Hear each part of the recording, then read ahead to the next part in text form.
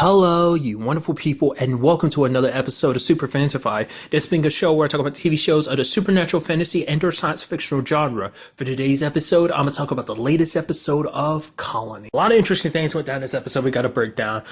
We kind of learned a little bit more about McGregor, kind of understanding why he's probably more inclined to not listen to the raps, because he was one of the first people that kind of knew. He was kind of a conspiracy theorist. He's the one that kind of saw this coming, and basically because of them and all the people that they control, his entire life got turned upside down because they they planted evidence to make him a pedo, because just on the off chance anyone would listen to him about the potential alien invasion type of situation, that just to discredit him even more, so basically destroyed his entire life. So obviously for him, it's like the raps took everything from him, his good name, his reputation, his family, and it's just because he knew the truth. So I think that's even more so why he's even more stubborn. But the way Vincent kind of talks about it, it seems like the way he is now, kind of as paranoid and power control freakish as he is, it seems like he wasn't always like this, because there's still a lot of stuff we still don't know, because there's that dude that Broussard knew, which I think I talked about it earlier in the season. I thought it was someone that Will knew, but I forgot it was someone that Broussard knew,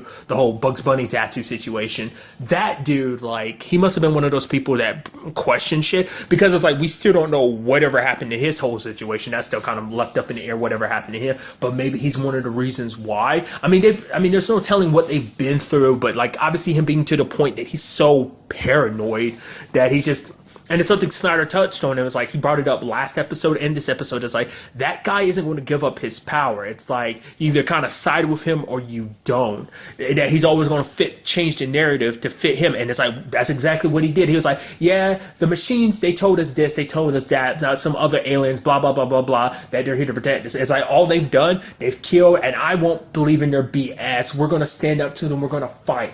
It's riling everyone up, and no matter, even if at that point in time, if Katie or Will said anything, no one would believe them, because it'd be their world against McGregor, who's led this camp, who's kept them safe. Yes, things might be strict, but at the very least, he's kept them alive, and things have kind of run one way, because it's yeah, we follow on one principle. It's well, yeah, that they do is follow you. You're the one with so it's the potential of what this thing could mean, but because he's so stuck in his own head, because of what he blames the raps for everything in his life. To be fair, it's a valid complaint. The raps have done a lot of terrible stuff in their crusade to kind of protect Earth, and in the end, it's not like they protected Earth because they wanted to. Earth gave them the labor they needed to protect themselves. So it's more of a self-centered thing. It's more of a self-preservation. It's they need you alive so you can make sure that you help keep them alive. So that's all this is.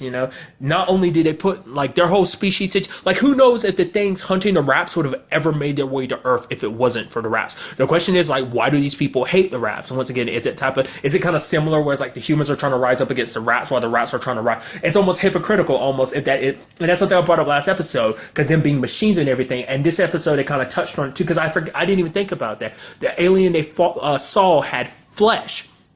So that must mean that, as I brought up before, that they are fleshy people. So they're the ones who made the raps, and that most likely the raps kind of stood up to them, which is so interesting that you're squashing and trying to kill anyone that stands against you.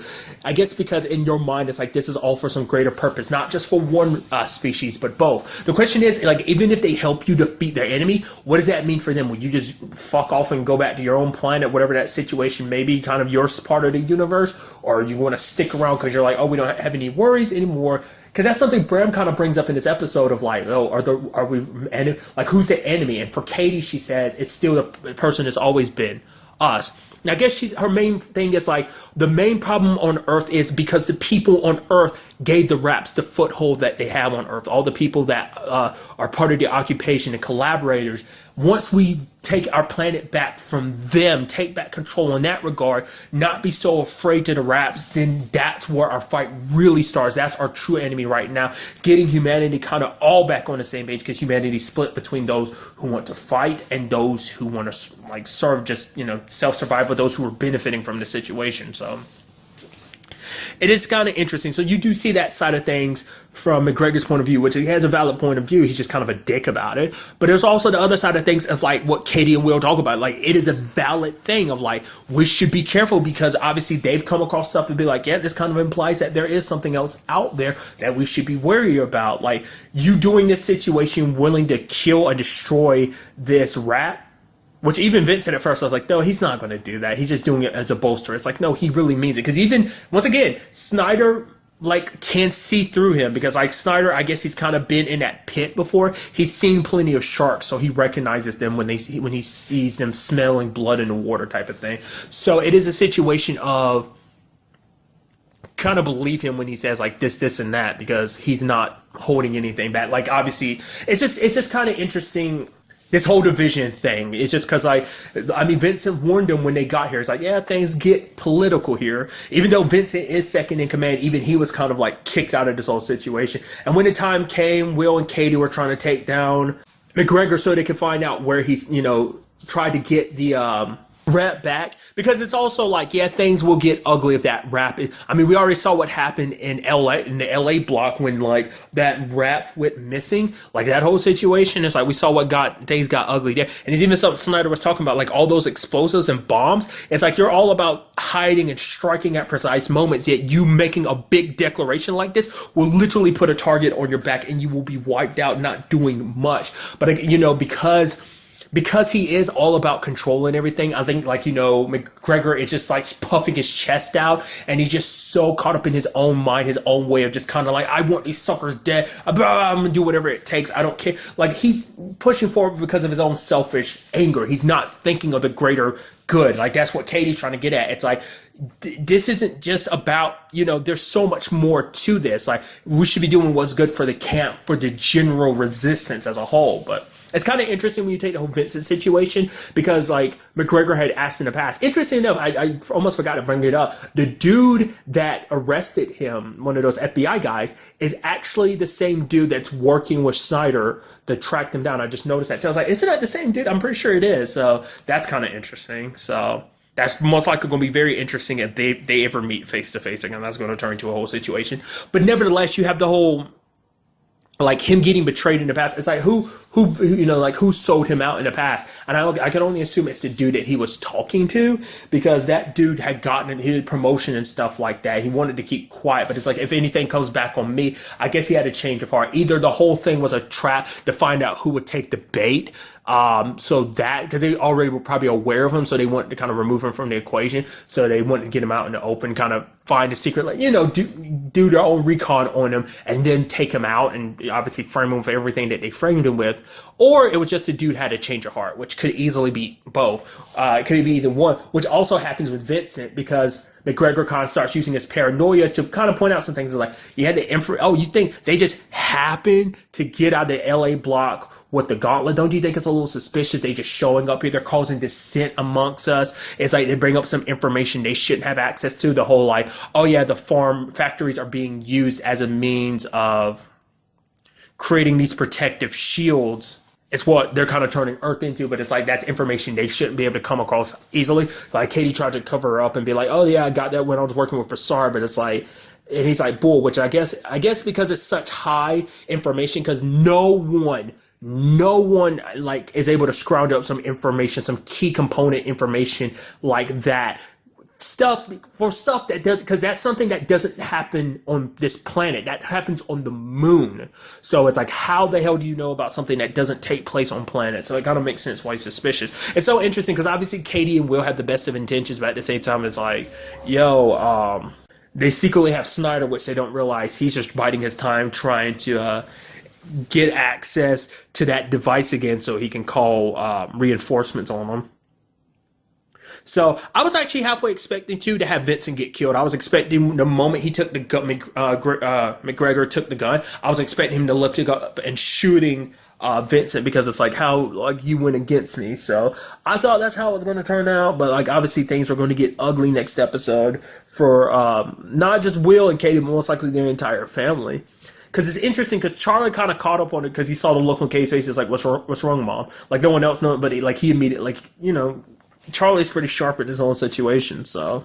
And it turns into that situation of like was contacting getting this to the resistance the good decision in the long run. I mean, gave them good intel, but it's like this particular resistance group isn't the best resistance group to be working with, you know? So because I'm sure also for Katie, it's like these aren't moves that she worked with a professional like Broussard. That whole resistance group had its issues, sure, but it's like Broussard was always kind of on the top of his game. He handled things the right way, so, and that kind of passed on to Katie on how to handle this situation. It's like the way McGregor's handling things is not good because all he's going to do is get people focused on one enemy and they're not prepared for what's coming next. Because yes, these guys might be our enemies. Yes, they are still our enemies, but at the same time, the friend of our enemy is our. The enemy of my enemy is a friend, so it's like we have to work with these guys if we want to protect ourselves from what's coming next. You know, you can't completely discount everything that they've said. It's not like you can. I mean, it's like, oh, we don't have any proof that they're telling the truth. It's like you don't have any proof that they've lied. No one's in the past has ever talked to a rep before, so this is like unknown territory. So it's not like you have any other experience to be like, oh yeah, obviously they're lying. It's like you don't know that, but like I said, maybe it has to deal with whatever went down in between, like him escaping and starting this group. Because like I said, Vincent said he wasn't always like this, but I guess something in that time turned him into the way he is right now. So. Which we do see Snyder getting snatched up, which I don't know if they found a device that he was looking for. I mean, to be fair, they're taking Will and Katie, so they're going to take Snyder too. They still don't know everything. So luckily for him, they don't know about what he was kind of looking for, because that would have I'm very interested to see like what would have happened. But kind of along that lines, before I kind of get back to it, is focusing on Broussard and Peyton List's character, which I think, like, her name's Tanya. Either that was just kind of the name she used on her over the radio. I think he had said, like, what was your real name that you told me that you use? And she said Lawrence, so we'll just go by that for now. They need to find out where the camp is, because apparently she doesn't know. She kind of hid some information here and there, but it's like, okay, like, it's meant to be a secret, so we got to find someone who can tell us where the camp is, and then we can go. It's like, she's like, it's not like you don't have any secrets. But Broussard doesn't have, to be fair, we have our situation of, like, we know Broussard enough that it's like, he doesn't have any secrets that are, like, if any secrets he has, it's just stuff connected to his own personal life and stuff like that. But nevertheless, you have the situation where that poor bastard, they show up, seems like the occupation tracks him down and ends up killing him. Interesting enough, I'm blanking on his character's name, but he's on the crossing. I was like, oh, that's so interesting. Oh, that's why you're able to do that, because he just kills you off right there. Never mind. Poor bastard. But it does bring up some questions for Broussard. It's like, they just happen to track us down. Don't you think it's a little suspicious? It's like even I brought it up. It's like, you just popping up when you did, like, oh, you came with a sob story. Oh, you just happened to get through. There's no issue, no resistance when we're leaving the LA block. You came with just a little injury and the sob story. Which Broussard kind of apologizes for it later on, because it's like, well, to be fair, it's like his situation, he kind of references it, but the whole Quail situation, Quail was in it for himself, and there's a dude from last season who tried to kill him too that was on his side, so it's like, obviously he hasn't had the best of luck when working with people, so obviously it makes him that whole untrustworthiness is kind of what's kept Broussard alive. It keeps him on his toes, as being suspicious of everyone, but I guess it's like, at some point in time, you gotta let your guard down and trust people. He did. Hence why the Resistance has the Gauntlet in the first place. So it's just kind of sad that I don't know, there's still a part of me wondering if she's going to end up betraying him or not, like whether there is something to this. Like, obviously she is hiding stuff, but I don't know if it's like, oh, I'm working with the occupation or not, because it is interesting, like, they did manage to track you down, but why would they strike now? That would be the question. Like, if that was the case, why would they attack now out of any point in time? So either Broussard's just really good and was just able to get away, kind of saw the signs ahead of time, or they're tracking something. Like, maybe like last time, like maybe there's some kind of implant or some tracker on her that she's unaware of. Maybe that's what was interacting. Like when she got near that dome last episode and she was kind of getting dizzy, maybe they put some kind of tracker inside of her and she doesn't realize it. And like she was kind of getting woozy because it was affecting her track rate. Or maybe that's kind of what that's happening. I don't know. I did like the whole conversation of like, he's like, yeah, so just keep your legs moving. You might not get hypothermia.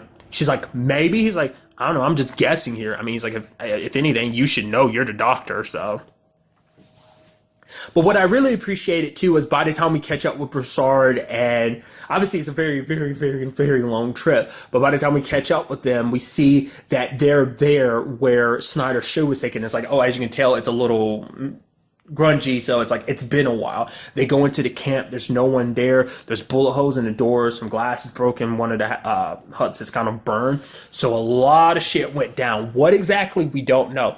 I doubt it's an occupation coming in, because there's too little damage. Besides, it doesn't seem like there's any blood or any bodies, so I can only assume like either no one died, which would be weird that no one died, or it kind of turned into like a civil war situation amongst the camp or whatever. I mean, I don't know. I can only assume it turned into something like that.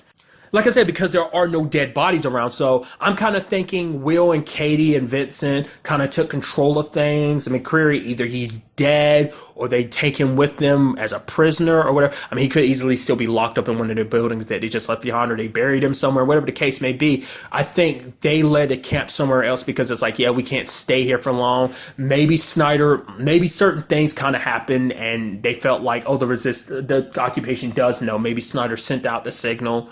Whatever the case may be, maybe the freaking rap wakes up and starts causing mayhem. I don't know. So it's definitely going to be interesting to see what goes down. Like I said, I like that we got that whole situation, because like what we were seeing with the camp and stuff like that had already happened by the time, like, by quite a big margin. It doesn't seem like they recently. I mean, who's to say like how long it's actually been? But like the whole trip for Broussard and them has been a very long trip. So it makes you wonder at what point in that time frame was that stuff happening? Like Broussard and them being on their way, like had the stuff on the camp already been over like by like a week or two, or they a couple of days behind, whatever that situation is. It is kind of interesting considering the fact that they have vital information. I mean, it's kind of interesting because what's his face? McGregor wanted to hit Seattle, and it turns out Seattle was the right place to hit, because obviously everything that Broussard and Lawrence know about the whole like, oh yeah, weapon that they're building in Seattle. But obviously they don't know what the Bowman family knows about this whole like another alien species situation. So,